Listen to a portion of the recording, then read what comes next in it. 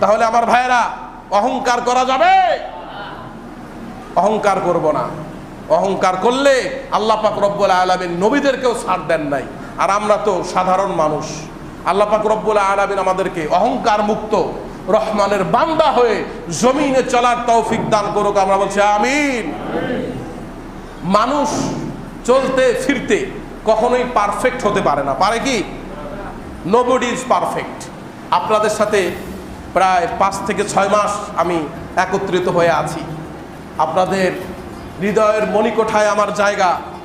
রক্তের সম্পর্ক বেশি ভালো না আত্মার সম্পর্ক বেশি উন্নত? বলেন তো কোনটা? আত্মার সম্পর্ক। কারণ রক্তের সম্পর্ক কিন্তু মশার সাথেও আছে। এই মশার সাথে আপনাদের সম্পর্ক কি ভালো? আমার তো ভালো না, দেখলেই থাপ্পড় দিতে ইচ্ছা করে। তাহলে আত্মার সম্পর্কটা হলো নবীওয়ালা সম্পর্ক। এই নবীওয়ালা সম্পর্ক আল্লাহর জন্য আমি আপনাদের ভালোবাসি, আপনারাও আল্লাহর জন্য আমাকে ভালোবাসেন, ঠিক কি না?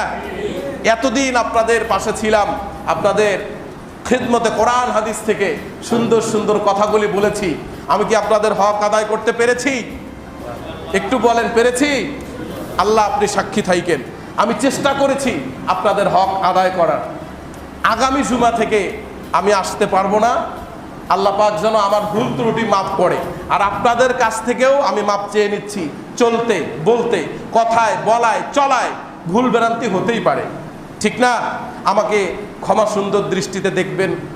অনেকের সাথে হয়তো কথাবার্তা উচ্চবাচ্য হয়েছে, আপনাদের কাছেও ক্ষমা চাই, আপনাদেরকেও ক্ষমা করে দিচ্ছি।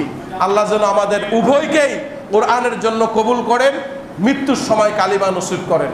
হাদা মা ইনদি ওয়াল ইলমু ইনদাল্লাহ আলাইহি তাওয়াক্কালতু ওয়া ইলাইহি উনীব।